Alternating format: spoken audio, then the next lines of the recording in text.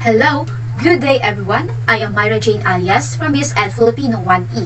Today, I will tackle about the 8 most important literary works of Jose Rizal.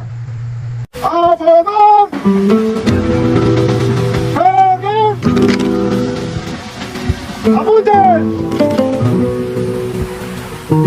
Consumatum est!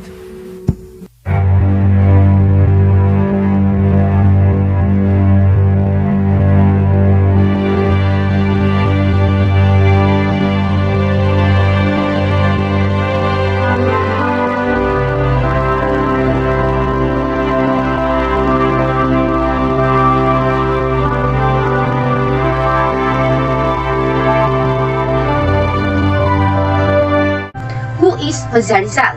His real name is Jose Protasio Rizal Mercado y Alonso Rialonda. He was a Filipino nationalist, writer, and a polymath active at the end of the Spanish colonial period of the Philippines. He is considered the national hero of the Philippines. For Dr. Jose Rizal, the well-respected national hero of the Philippines, the pen is mightier than the sword.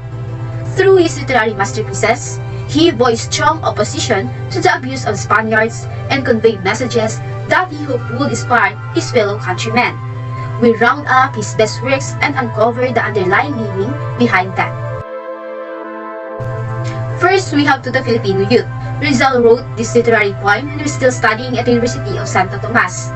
Originally written in Spanish, a la Juventud Filipina, Rizal submitted this piece for a poem contest organized for Filipinos by the Manila Lyceum of Art and Literature. At the age of 18, this work is beaming with strong messages to convince readers, the youth in particular, that they are the hope of the nation. He also stresses the importance of education to one's future. Rizal won the first prize and was rewarded with a feather-shaped silver pen and a diploma.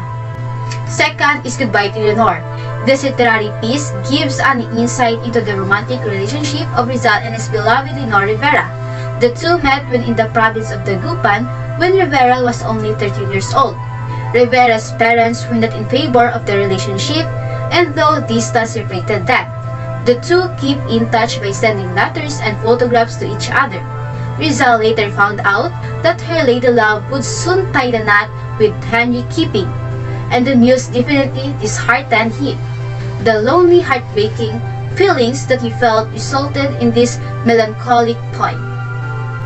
The third one is To the Young Woman of Malolos. Addressed to the Filipino woman, Rizal's letter entitled To the Young Woman of Malolos reflect his inheritance and issues reminders to the Filipino woman. In his letter, he addresses all kinds of Filipino women, mothers, wives, and even a single woman. Throughout this literary piece, he highlights the qualities of Filipino mothers should possess, the duty of wives to their husband and children, and a counsel on how young women should choose their lifetime partners. The idea behind this letter sparked after he was impressed by the women of Malolos. The fourth is a kundiman. A kundiman traditionally refers to a love song where a man serenades the woman he loves. For scholars, this word was derived from the Tagalog phrase kung hindi man, or in English, if this should not be so. We suggest that Filipino put their faith in a higher being who decides whether or not something is meant for them. But Rizal's literary work, he wrote a kundiman to profess his intense love for his motherland. This piece reflects his high hopes that one day the Philippines will be free from treachery and injustice. At the time, the country faced the great threats while he was in Europe, and through this work, he voices his hopeful thoughts despite being far away from the country. The fifth one is Junto al Pasig. When translated in English, the title of this work means beside Pasig River. In response to the Jesuits' request, Rizal wrote this one-act play in the Spanish language for the Velada a Gala variety program during the principal fest days. The play centers around Leonido, a young Filipino who has a strong faith in the Virgin and the Diwata and Satan, which symbolizes the Spanish oppressions towards Filipinos. Its theme highlights Christianity, good versus evil, and paganism. The Philippine national hero wrote it in honor of Our Lady of Peace and Voyage of the UST, and the play was staged on December 8, 1880. The sixth one is Anole Metaire, one of the most sought-after books in the Philippine literature until today. is Rizal's famous novel titled No Me Tanre or Touch Me Not. Driven by his undying love for his country, Rizal wrote the novel to expose the ills of the Philippine society during the Spanish colonial era. At the time, the Spaniards prohibited the Filipinos from reading the controversial book because of the unlawful acts depicted in the novel. Yet, they were not able to ban it completely, and as more Filipinos reading the book, it opened their eyes to the truth that they were being manhandled by the friars. In this revolutionary book, you'll learn the story of Crisostomo Ibarra, how he dealt with the Spanish authorities, and how he prepared for his revenge, as told in Rizal's second book, El Filibusterismo. Then, the seventh is El Filibusterismo. This is Rizal's sequel to his first book, No Limitang Re. In El Filibusterismo, or The Reign of the Greed, the novel exhibits a dark theme as opposed to the hopeful atmosphere in the first novel, in which it depicts the country's issue and how the protagonist attempts a reform.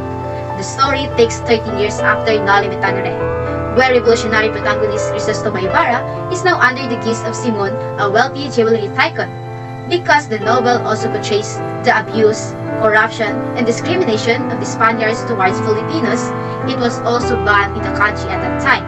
Rizal dedicated his second novel to the Gomborza, the Filipino priest named Mariano Gomez, Jose Apolonio Burgos, and Jacinto Zamora, who were executed on charges of subversion. The two novels of Rizal, now considered as his literary masterpieces, both indirectly sparked the Philippine Revolution. The last but not the least is the Me Ultimo Adios. After being associated with the Katipuneros, Rizal was arrested and later sentenced to death by firing squad for act of sedition and rebellion. During his final days in Port Santiago, Manila, Rizal bid a farewell to his motherland and countrymen through these letters.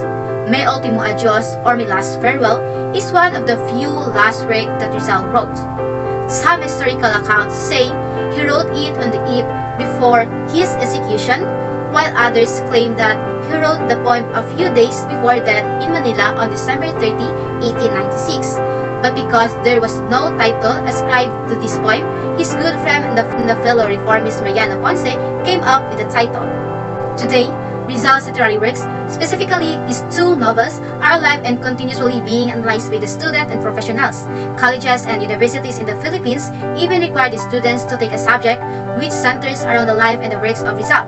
Through his work, the country's national hero is always remembered and looked upon with a high regard for his contribution toward the Philippine independence. That's all. Thank you very much for listening. And again, I am Myra Jane alias from BSS Filipino 1E.